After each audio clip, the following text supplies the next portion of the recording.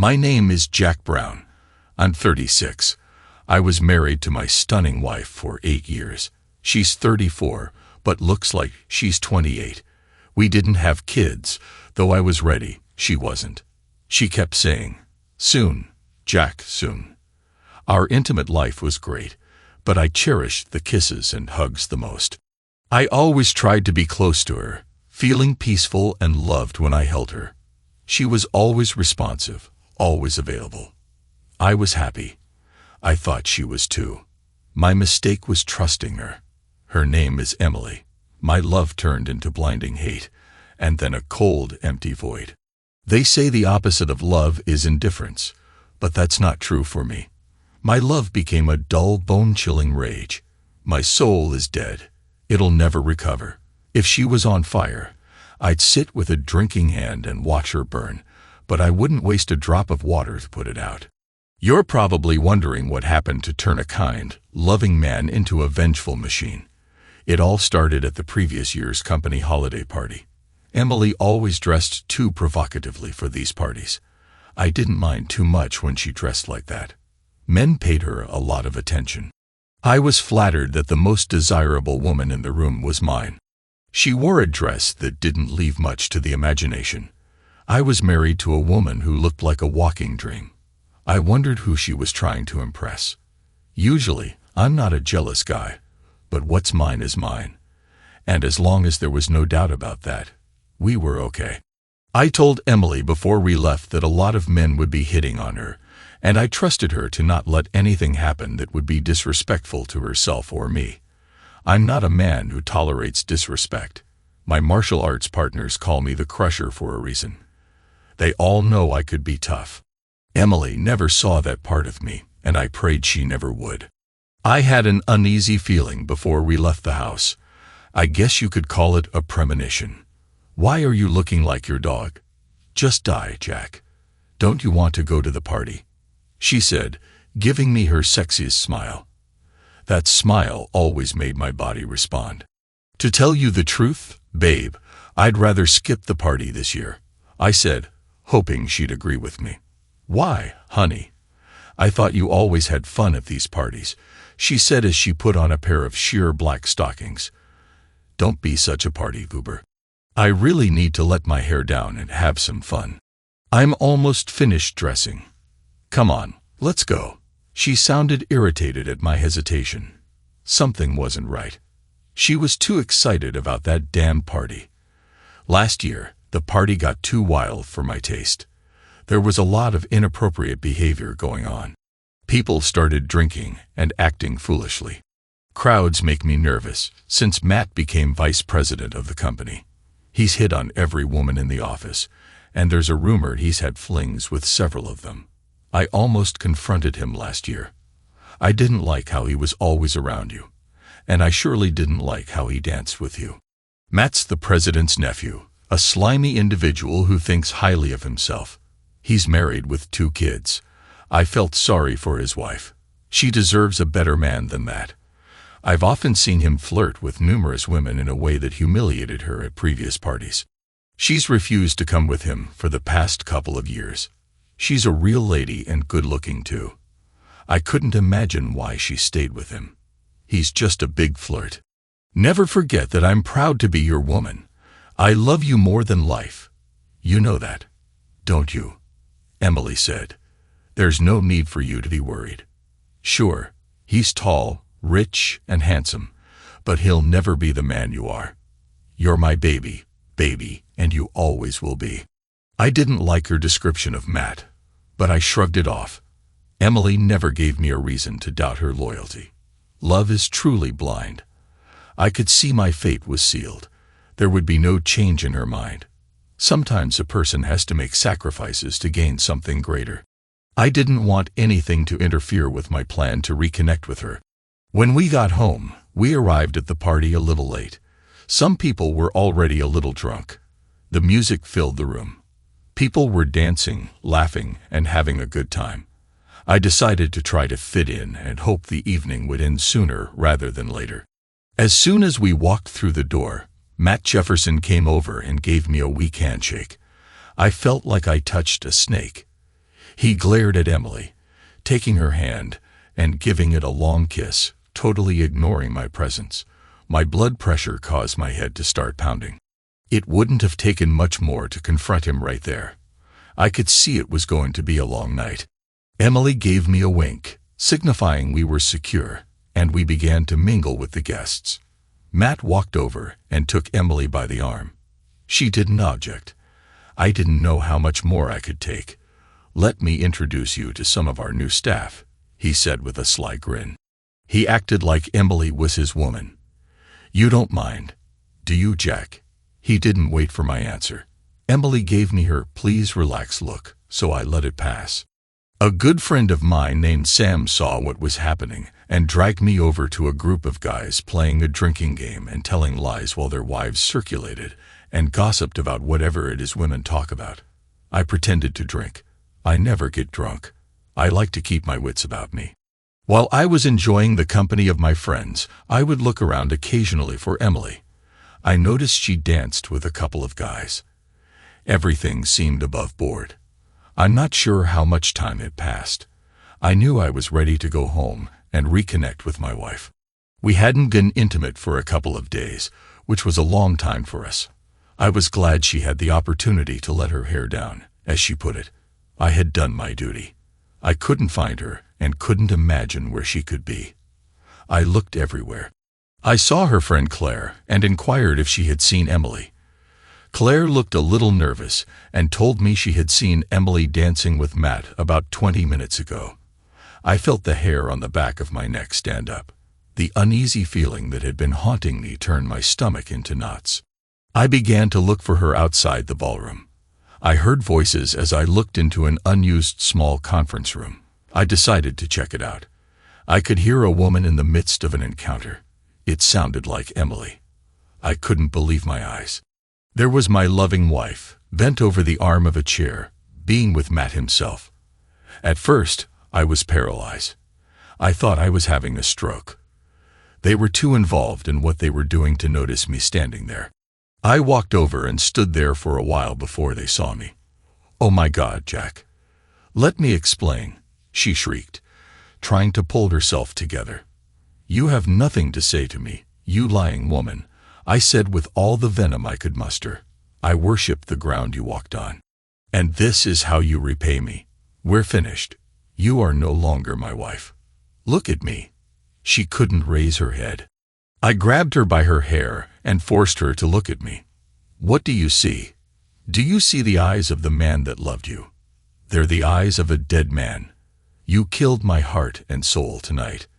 Now I see why you were so eager to come to that damn party. You wouldn't be close with me because you were saving yourself for this man." At that, she let out an agonizing cry. "No, I can explain," she pleaded. "Don't try to talk your way out of this. You've been caught." She was terrified. She tried to speak, but no words came out. All the time I was berating my unfaithful wife, Matt just stood there looking amused. At that moment, 3 of my buddies entered the room. Sam, Dave, and Chris. I guess Claire told them there was going to be trouble. They stood there frozen. Nobody knew what to say. I turned to Matt. "And you piece of work. I should confront you right here. If you try anything, they'll have you arrested for misconduct, and my uncle will fire you. Maybe you'll just face the consequences." "I already had your precious wife several times," he said, grinning at me. "You've been getting attention after every holiday party for the past 5 years." He was sneering at me. "Screw you and your uncle," I growled. I decided to not only confront him, but also make him suffer, and Emily too. He was a few inches taller than me, not that it mattered. I was ready for a fight.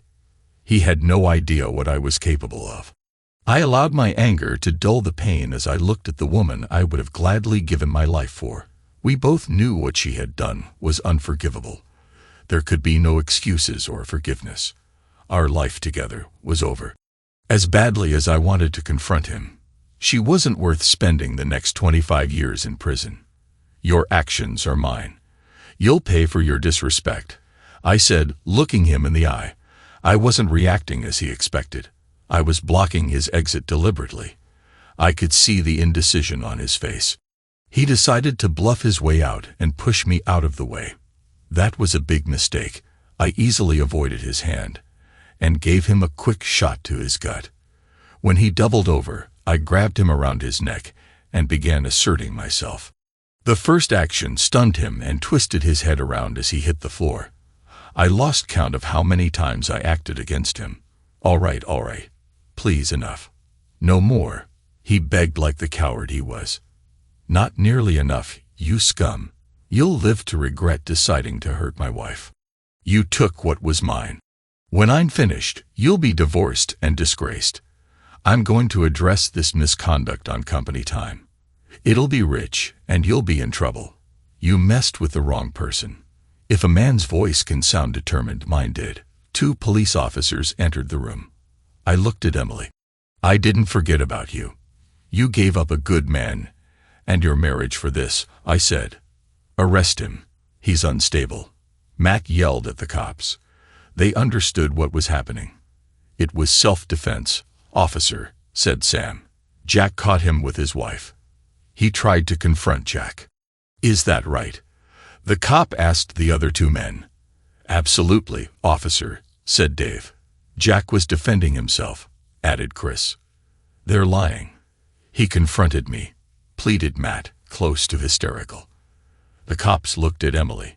She appeared to be in shock. Her lips moved, but no words came out. Are you all right, lady? Did you see what happened? She just sat there crying with her hands on her face. I felt no pity for her. The love I had for her was compressed somewhere in the back of my mind. Do you want to press charges against this man? The surgeon said, pointing at Matt. I could see their sympathies were with me, even though Matt was the one with the swollen face. He came after me. He's unstable, I tell you. I didn't do anything. That's not what 3 witnesses saw, the other cop said. Officer, detain him. I'd be more than willing to press charges. Get him out of here, said the surgeon, looking at me with empathy. If there's anything I can do for you, let me know. Just call the station and ask for Sergeant Davis. Just so you know, I've been there too. I nodded at him in silent recognition of his understanding. We'll talk to you later, Jack, said Sam. Come on, guys, let's go. Jack has some business to take care of. Sam walked over to me and looked into my soul. Then he hugged me. Hang tough, he said, then left the room. Now there were 2 people left. I picked up her belongings off the chair and put them in my pocket. I had no idea what I was going to do with them. Emily had calmed down. It was easy to see she dreaded what was coming next. So did I. I felt an icy chill come over me. Something inside was broken. It was a numbing feeling that allowed me to feel detached from the woman I loved. I was a stranger to myself. I looked at Emily and thought of that old cliché that she appeared to have been written hard and put up wet. How does a person erase the woman they love from their heart? I had no idea. I knew that I could never look at her the same way again. I had to keep my anger and control my grief and protect what was left of my sanity. At that moment, I knew what my revenge would be. The wound she inflicted would stay with me until the day I die. She had destroyed my world. The trust was gone. Nothing mattered anymore. Get your coat and meet me at the car. Be quick, I said, turning my back on her and leaving the room. I didn't want her to see the pain I was feeling. I didn't want her sympathy. The end of our love and marriage was about to begin. As the car sped into the night, my silence said volumes. Are we going home, Jack? We don't have a home anymore. When you broke our marriage vows, you destroyed our home. It's just a house now, a house where I used to be happy, a house where I loved and trusted a wife who used to be my best friend. I said, unable to disguise the sadness in my voice. She started to cry quietly. Jack, is there any way you could possibly forgive me? Please, I'll do anything. Give me a chance. I'm sorry. I'm so sorry, she whispered. Do you think I'll ever forget what I saw tonight? Or that man telling me he hurt you? When you let that person have you, you hurt my enemy.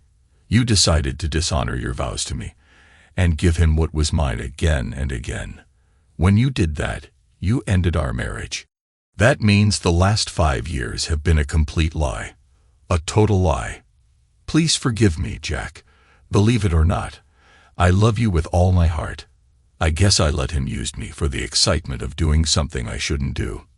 I never thought about the consequences. It was like a game, a silly, immature game. He could never be the man you are. I know I was foolish and selfish. Let me make it up to you. Please forgive me, curse me, anything you want. Just don't leave me. He'll die without you in my life. It didn't mean anything. It meant everything. I yelled as my hands gripped the steering wheel. My emotions were taking control. I forced myself to calm down. A game. Messing with my life was a game. You talk about your love. You love me, yet go and hurt another. The car slowed and stopped. Get out. Where are we? Get out. Why? What's going on? Her face showed concern and fear. Get out now. My tone left her no choice. Emily followed me to the door. Mrs. Warren, yes. Yes, how can I help you? My name is Jack Brown. I used to work for your husband's company. May I speak with you a moment? Is Matt okay? What's this about? I had a firm grip on Emily's arm as we entered the house. Please come in, have a seat. She was the kind of wife I thought I had. I was going to cause her pain. Matt would hurt much worse. He should have understood me better. I had to address his actions to protect and stand up for my wife. This will only take a short time, Mrs. Warren. My wife has something to tell you. All eyes were on Emily. Tell her I tightened my grip on her arm. She hesitated. Tell her my grip tightened again. My husband caught me having an encounter with Matt tonight at the holiday party. She blurted the words out like they were poison. Tell her how long you've been involved with her husband. Every year for the past 5 years, we've managed to sneak away and be together, she cried. I acted like a deceiver, and I'm so sorry. We only had her word on that. She could have had a series of relationships or a deeper connection with Matt more often than she's confessed. Who cares? Her ability to deceive long-term had already been established. Matt's wife looked more enraged than shocked. She always knew he was problematic, but to be confronted with his actions made her knees weak. She recovered and walked to Emily and slapped her hard. Emily fell back, holding her face, stunned and hurt. Get that woman out of my house, she hissed. When you finish addressing his actions, you can have him, she spoke, looking at Emily like she was insignificant. It felt good knowing Matt was going to have a harsh welcome home when he returned. I knew that Emily and I would soon part forever. It hurt me to look at her. I never could have imagined the day would come when my beloved wife would need my protection, and I would not give it to her. Well, things happen. We were getting close to her sister's house. We will be divorced, I said without looking at her. The house will be sold, and I will take 70% of the equity. We'll divide our investments equally and keep our own pensions. If you don't contest the divorce, I will not use dishonor against you, which would include the testimony of at least a dozen people who were aware of what you were doing over the past 5 years. I'm sure my 3 friends would be happy to support me. They were there when I confronted him. I will then inform every friend and relative you have, exposing you to everyone. It's up to you. There's nothing I can do, Jack. Nothing. She looked defeated, helpless, and desperate. You already know the answer to that question, don't you? My actions against you will last a long time, maybe forever. What are you going to do to me? I know you. You're basically a good person whose lapse in character has cost both of us a terrible price. I believe that you care for me, but it doesn't matter. For the most part, you've been a good partner whose selfishness has ruined several lives. You're also self-centered and manipulative. I guess I chose not to deal with that part of you throughout our marriage. I'll never make that mistake again. Your guilt will haunt you. It will grow and consume you. When you finally realize that I'm never coming back, you'll experience deep sadness and loss. You'll crave my forgiveness. Having lost my love, I want you to go to your grave regretting what you've done to yourself and me, and carrying the burden of knowing that you are unforgiven." The car pulled in front of her sister's house. "You'll be hearing from my lawyer soon. Don't go back to the house until noon tomorrow. By that time, it'll be gone. They'll come back when you aren't there to get the rest of my stuff." That's a lot. Over 8 years of marriage gone. Just like that. Just like that. "Goodbye. By the way, take these with you," I said, handing her back her belongings. Tears fell from her eyes as she exited the car. Tears rolled down my face as well. The divorce with Emily was over in 6 months. Now, 8 months later, I pondered if I should have let her see my pain, if for no other reason than to let her see how her actions destroyed my life. I realized that I had lost control the night I caught her. I didn't feel good about that. I guess I was a bit overwhelmed at the time. Since then, I've tried not to allow myself to grieve the end of our relationship. I needed to keep the anguish at bay. Nevertheless, I was continually depressed. My subconscious mind kept asking questions for which there were no answers. For the first 6 months after our separation, she tried to call me a number of times. If she left a message, I erased it. If I answered and heard her voice, I hung up. It was a matter of self-defense. Despite everything, I knew I still cared for her. She knew how to reach me, and I didn't want that. My dignity, pride, and self-respect depended on my staying strong. I couldn't let her hurt me again. The less angry I became, the more vulnerable I felt. My love for her hadn't died, but I couldn't be with her. After the divorce was final, she gave up and stopped calling. What was she going to say?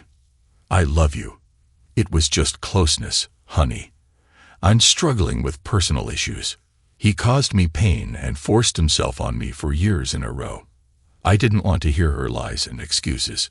If that was the case, and even if it happened once, and she didn't tell me, she became a part of his actions.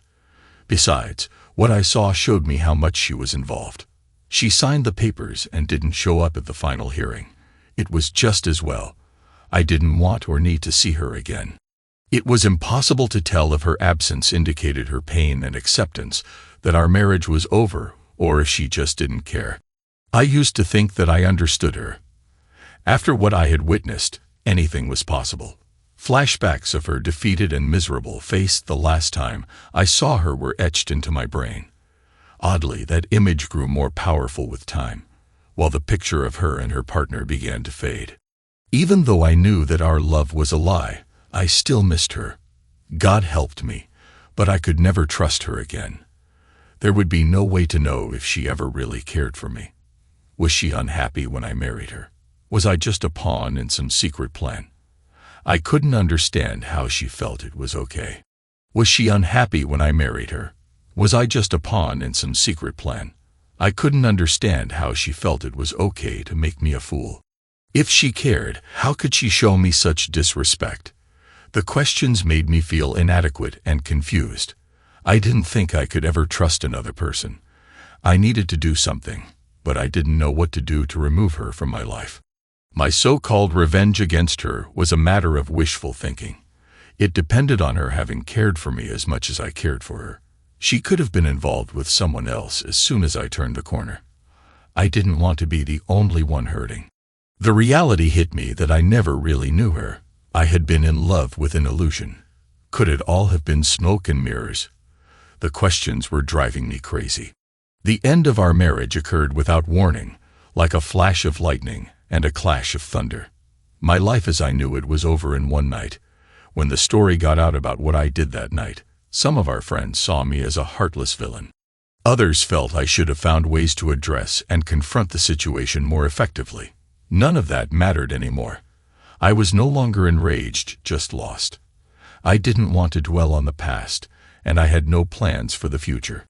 I received $800,000 in settlement from the president of the company, with the understanding that I would keep the name of the company and his nephew out of the courts and newspapers. He even tried to offer me Matt's vice president position. There was no way I could stay there.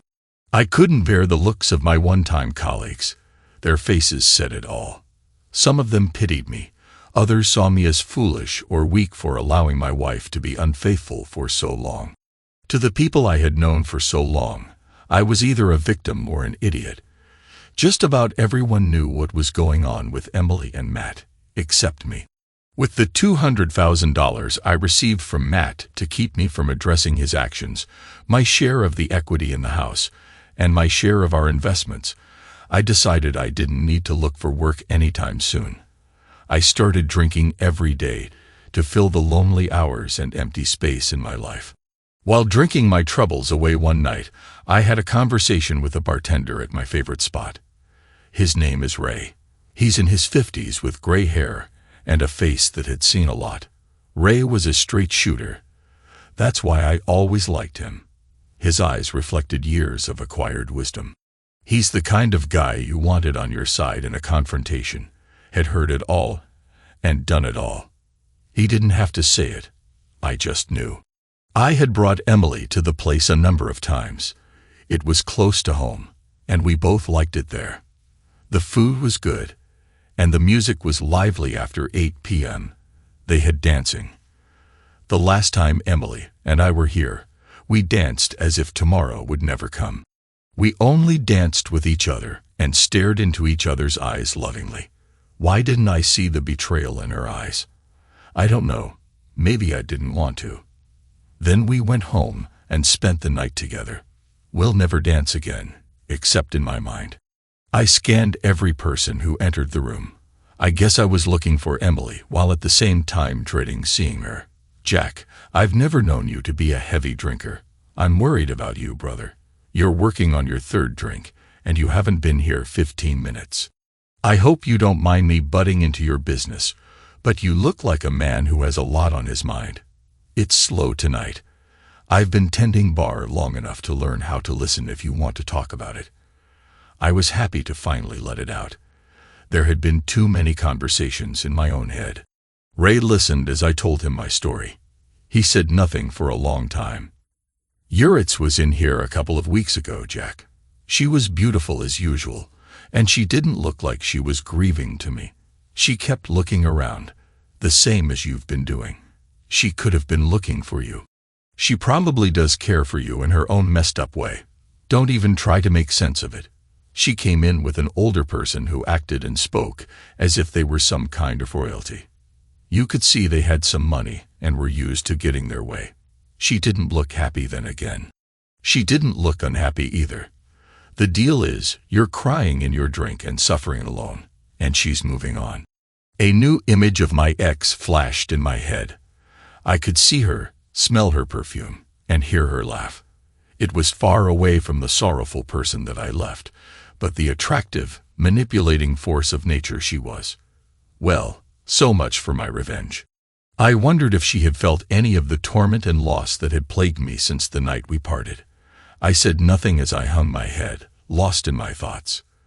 The grief that I had been trying to repress rushed over me. I was powerless to stop it. I was glad Ray was there. I felt an overwhelming sense of mourning for what was dead and gone. Now, what I'm about to say may sound a bit harsh, but you've got to move forward, Jack. Your situation has changed, and you have to change with it. That's all you need to know. Grow up. Get your body back in shape. Move on. Stand up. March or die. The answers to your problems are not in a bottle. You're stuck.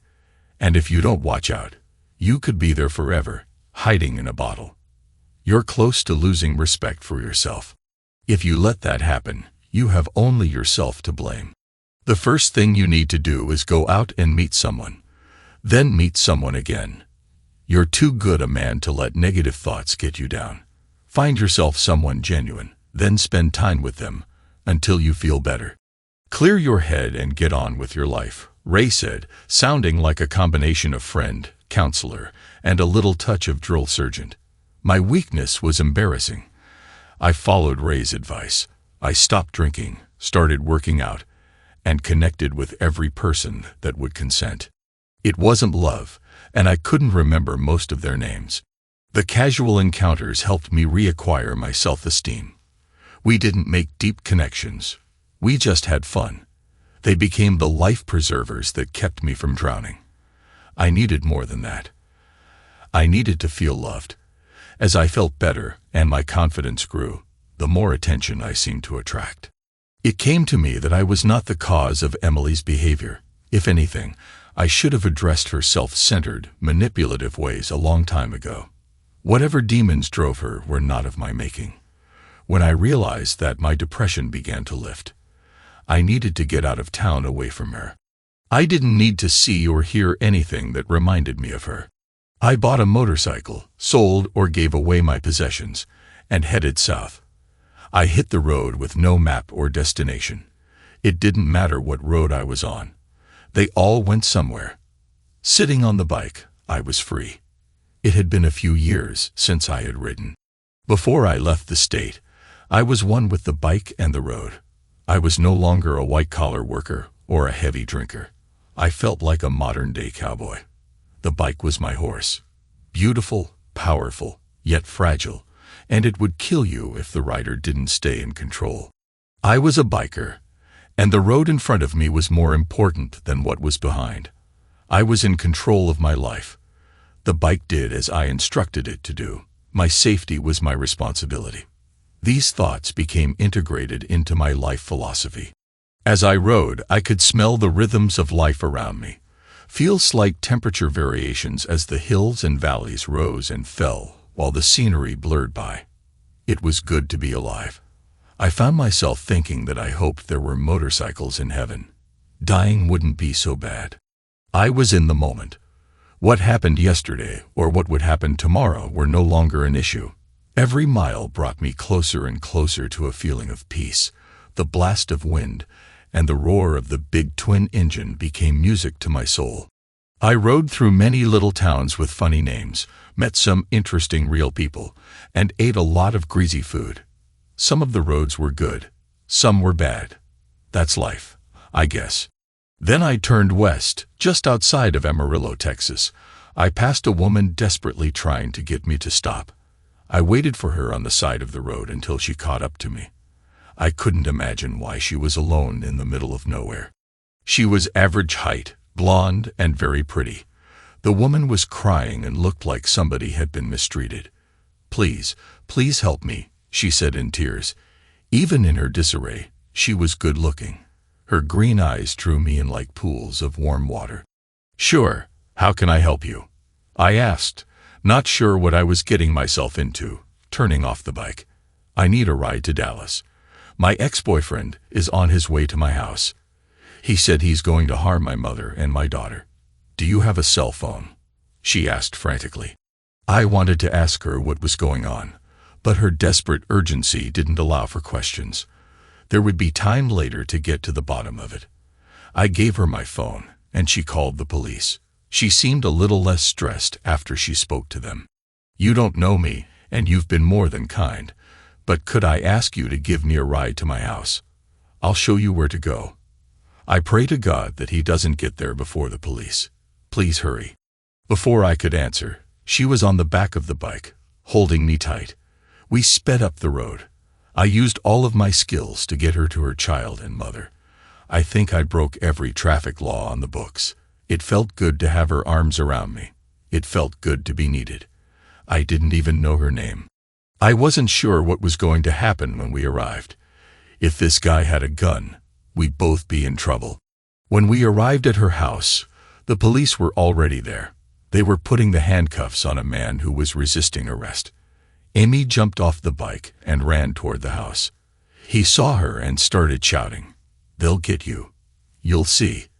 They can't keep me locked up forever." He was still ranting as they drove away. "Mama, are you and Rachel okay?" "I was so worried," she said, hugging her mother. Just then, a cute little 8-year-old girl appeared. "Mommy, you're home. Jack was here. He said he was going to hurt us. Why does he want to hurt me and Grandma?" "Why, Mommy?" I stood behind her, feeling a bit awkward at that moment. Both the mother and Grandma realized I was standing there. "Please forgive me," Amy said. "I don't even know your name," she said. Jack Brown," I said, extending my hand to Amy. "This is my mother, June. And this is," she said, putting her arm around the little girl, my little angel, Rachel. My name is Amy. Mama, Jack was nice enough to take me here after that man slapped me and left me on the side of the road. I was so worried. He's crazy. When I told him I didn't want anything else to do with him, I thought he was going to hurt me. I'm very glad to meet you, ladies, and especially you, Rachel, I said, smiling down at the little girl. I'm glad that I could be of some help. Please call me Jack. Mr. Brown is my father's name, I said, smiling. I'm sorry it couldn't be under better circumstances. I'm glad they got that guy before he hurt somebody. He acted like a real mental case. She didn't have a chance to answer. Rachel chimed in. Could you take me for a ride on your motorcycle, please? I like motorcycles. She looked at her mother expectantly. She had completely forgotten the drama her mother's ex-boyfriend had caused and had no idea of the seriousness of the threat against them. Well, see, Rachel, if it's okay with your mommy, it's okay with me. June extended her hand. As I shook hands, she said, We thank you, Jack. Would you like to stay for dinner? I guess we owe you some kind of explanation in exchange for your kindness. I'd love to stay for dinner, June. I haven't had a home-cooked meal in a long, long time. Well, I hope you're hungry. Mama always cooks too much, Amy said with a twinkle in her eyes. Are you married? Asked Rachel. No, I'm not. Why? Do you want to marry me? I said, kneeling down so I could see her eye to eye. I'm too little, she said thoughtfully, but you could marry Mommy. We all smiled at her innocence, feeling a little embarrassed. Rachel, we just met Jack. He doesn't even know us, Amy said in a way only a mother could. I know, but he has a motorcycle, and I like him.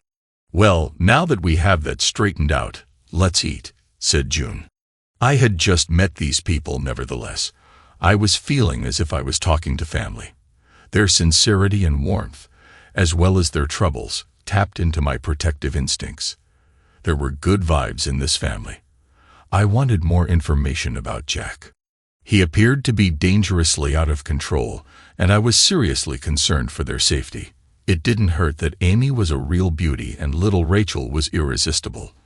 I resolved that as long as I was around, no harm would come to Amy or her family.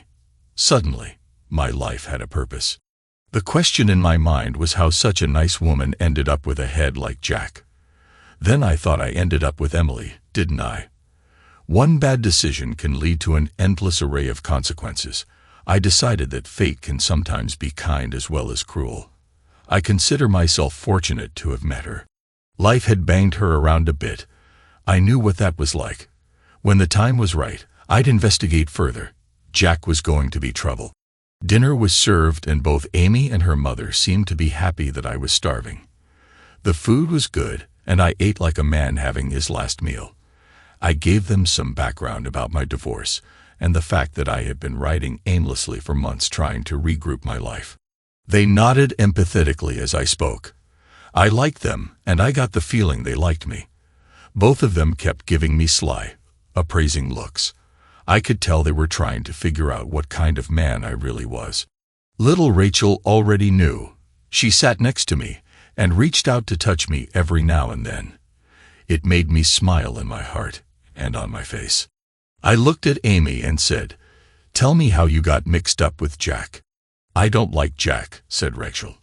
"He's a mean man, and he hurt Mommy." Amy took on a pained and embarrassed expression when she realized how much her relationship with Jack had affected her daughter. At first, he was considerate and kind. I didn't love him, but he was decent company in the beginning. I knew he wasn't good for me, but I was lonely and needed someone to talk to. Then he quickly changed and started drinking heavily. He didn't want me to talk to my friends or family, and then he started treating Rachel like unwanted baggage. I couldn't put up with his abuse. When I told him it was over, he became violent. He said if I would speak with him one last time, he would leave us alone. That's how I ended up standing on the side of the road. Thank God you came along when you did. "Is he Rachel's father?" I asked, hoping that he wasn't. "No. My husband, David, is Rachel's father. He was killed in Afghanistan. We've been alone since then," It's been more than 3 years now. I've only known Jack for a month. That's it. That's how we got into this mess. I suggest that you go down to the courthouse on Monday and get an order of protection. He threatened you in front of the police. The order will be automatic. That way, he'll be arrested immediately if he comes anywhere near you or your family. I want to ride the motorcycle, Rachel said, lightening the conversation the way only a child could. Okay. I'm sure Jack will give you a ride, said Amy. If you're finished eating, go watch cartoons. I want to talk to Jack some more. Okay, honey. Come on, sugar, let's go see what's on, said June. Okay, Mommy. See you later, Jack. She skipped away. Wow, your daughter really gets to me. She is something else. I think she looks like you. Rachel is my angel. If anything happened to her, I would surely die, too. I don't think I could have made it through the past couple of years without her, I said, taking her hands in mine. It seemed like the natural thing to do. That was a magic moment. I swear the heat from her hands shot up my arm, rattled around my brain, and pierced my heart. I wanted this woman. All I could see were her eyes. I was lost in them. We were communicating without words. I knew she felt it too. Something powerful was transpiring. It scared me a little. It's getting late. I should go and find myself someplace to sleep tonight, I said, standing up, feeling nervous. My life was changing again, I said, trying to keep up. We have lots of room, Jack. Stay here, please. Rachel would love it. Really? How about you? I said, knowing what the answer was. Yes, I would love it too. I feel so safe around you. You're my knight in shining armor. You rode in and saved me on your motorcycle. I would be happy to help you until you get on your feet. Her smile lit up the room. She thought I was broke. Obviously, it wasn't my money she wanted. I accept, I said, smiling. I noticed your house could use a few repairs. I'd be happy to do that for you. Okay. That would be great, Jack. It will be nice to have you around for a while. It's Saturday night. Do you know a place we could go dancing? Not too fancy. I'm afraid I'm not carrying much in the way of clothes. Yep, I know just the place, she said, genuinely enthusiastic about the idea. Let me see. She started appraising my measurements. My husband, David, was about your size. I never got around to throwing away his things. They'll show you where I keep them. Please, if you see anything that fits, help yourself. I have to go get myself ready. Come on. They'll show you where the stuff is. It's in the guest bedroom. There's a bathroom in there if you want to take a shower. It's a country bar, so don't get too dressed up. She disappeared and came back an hour later. Holy smokes, I said when I saw her. She cleaned up really well. Amy was wearing jeans, high-heeled shoes, and a top that clung to her, allowing them to accentuate her beauty, pearls around her neck, and her hair was in a ponytail. She took my breath away, having the appearance of being young yet sensual and mature at the same time. You're positively stunning, I said. The dumb smile on my face conveyed my feelings. I'm just a little old, she coyly replied. Country girl, I said, wanting to kiss her right there. She beamed at the compliment. I had a feeling that I had won the lottery. I wondered how she would deal with all the masculine attention she was bound to receive. The last time I went out with a beautiful woman, well, we know what happened. Thank you, kind sir. You're looking quite handsome yourself. I think we make a very cute couple. Shall we go? She was a little nervous as she walked out the door. I had the chance to check out her shapely hips. I was having a hard time controlling my growing attraction to her. I couldn't think of a single thing about her that I didn't like. It was too early to say I was in love, but I was definitely in lust, and like big time. The club was bigger than I thought it would be. Heads turned, following her as we entered. She acted as if she had no idea of how beautiful she was. The band had the people dancing, nodding their heads with the music, smiling and laughing. Amy showed me how to two-step and some other country and western dances. I was having a ball and discovered that I liked country music a lot. When the music was slow, I took every opportunity to pull her close. I was feeling like this woman was meant to be with me. I needed her to feel the same way. We sat down to drink a beer, rest, and talk.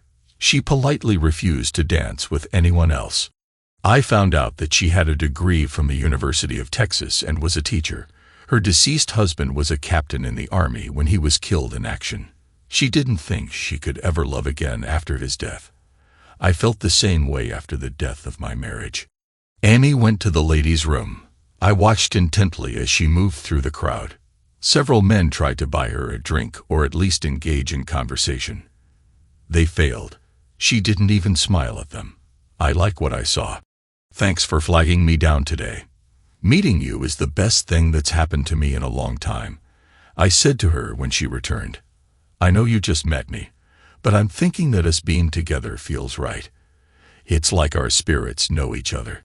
I feel that way too, Jack, but there is something you gotta know about me. Any man in my life would have to accept two things. First, Rachel is my life. We're a package deal, and the love I have for David is still there. It always will be, even though he's gone. Do you understand? A man in my life would have to share me with his memory. Are you man enough to deal with that? I looked down for a moment, then lifted my eyes to hers, once again taking her hands in mine. Absolutely, I answered without reservation. I couldn't imagine being too far away from her. I've always wanted to be with a woman who could love me like that. I respect what you're saying. I know he was a good man. I just hope there's room in your heart to love again. If I was him, that's what I'd want, I said sincerely. I could, Jack. The love I still hold for my deceased husband is special and in a special place in my heart. I have a big heart. I'm sure there is room for more love in there. She was looking at me with hope on her face. She was trying to assure herself of my sincerity and willingness to understand and stand by her and Rachel. When we got back to her house, I turned to face her when we reached the door and looked deeply into her eyes. Can I have a hug? I said, reaching out my arms. I embraced her and held on tight. Then I gently kissed her again and again. The scent of her drove me crazy. I never wanted to stop. I took her face in my hands and said, "You're very special. I just want you to know that." We kissed again, this time deeply and passionately. That night, I couldn't sleep. As I lay in bed, I thought about Amy and the events of the day. I knew that I wasn't homeless anymore. With Amy was where I wanted to be. She entered the room and closed the door. Without saying a word, she slipped into bed with me and cuddled up close. I started to speak and she pressed her fingers to my mouth. I couldn't control myself. I started to kiss her neck. My passion urged me to claim her as my woman. I resisted the urge as long as I could. I wanted the night to be one she would never forget. We spent the night together, and our souls were bonding. 9 weeks passed. Jack's trial for assault and resisting arrest was coming up. If he managed to make bail, I'd be back. Annie didn't talk much about her fear of him, but I knew it was there. We slept together and were intimate every night. Her kind and gentle nature brought out the best part of me. The part I liked. Our needs complemented each other. She needed a provider, lover, and protector. I needed someone to protect, a lover, and someone worth providing for. My life with Emily became more and more a distant dream. I became able to think of her with no emotion. In fact, I was able to wish her well and hope she could find her road to happiness. Amy would slip out early in the morning so that she would not be setting a bad example for Rachel. "So, when are you going to ask her?" June asked me one morning as I was drinking my coffee. "What?" I said, spilling a little coffee. "If I ever saw two people who should be together, it's you and Amy. And Rachel adores you," June said, turning to face me as she washed the dishes. "You know she loves you, don't you?" I never thought I'd see her so happy again. "I know, I love her too. And Rachel. And you too. I feel at home here," I said, walking over to give her a big hug. We haven't known each other that long. I just don't want to rush things. I guess I should tell her I love her. Huh. What do you think? I don't want to meddle. She patted me on the shoulder and left the kitchen, leaving me to my thoughts. That night, as I waited for Amy in my room, I decided that I would discuss the topic of marriage with her. I knew she was the right woman. It was important that she understood what it meant to me. We needed to make some sacred promises to each other before we made any vows in public.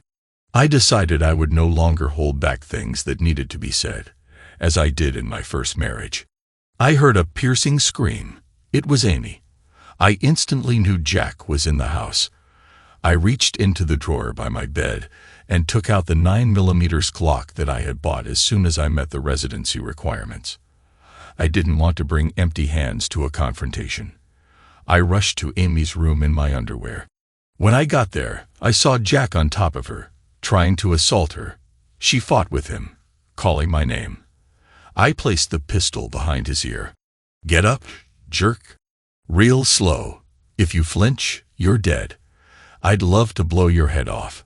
In fact, I just might anyway. When he was on his feet, his pants fell to the floor. He attempted to pull them back up. Leave them there. If you move again, they'll kill you. Amy, I ordered. He attempted to pull them back up. Leave them there. If you move again, they'll kill you. Amy, call the police. Tell them that Jack has entered your house and tried to assault you. Keep Rachel and June in their rooms. Come with me. I ordered Jack. He shuffled along to the front door. His pants made movement difficult. When we reached the door, I told him to get on his knees. Are you ready to die, Jack? You picked the wrong family and the wrong man to mess with. You're going to pay for attacking Amy and threatening her family. Who are you? He croaked. I'm a knight in shining armor, I said quietly. I cocked the gun and pressed it painfully deeper behind his ear, tightening my grip on his collar. Say your prayers, scoundrel. You're about to find out what God looks like. After a long moment, he heard the hammer come down, and he lost control. I had taken the magazine out. There was no bullet in the chamber. If you ever think about coming anywhere near Amy or her family, the gun will be loaded next time. The police arrived and took him away as a repeat offender. He would get at least 10 years with a guy named Bubba as a roommate. I don't think he ever wants to see me again after the police left. There I was, standing by the door in my boxers with a gun in my hand.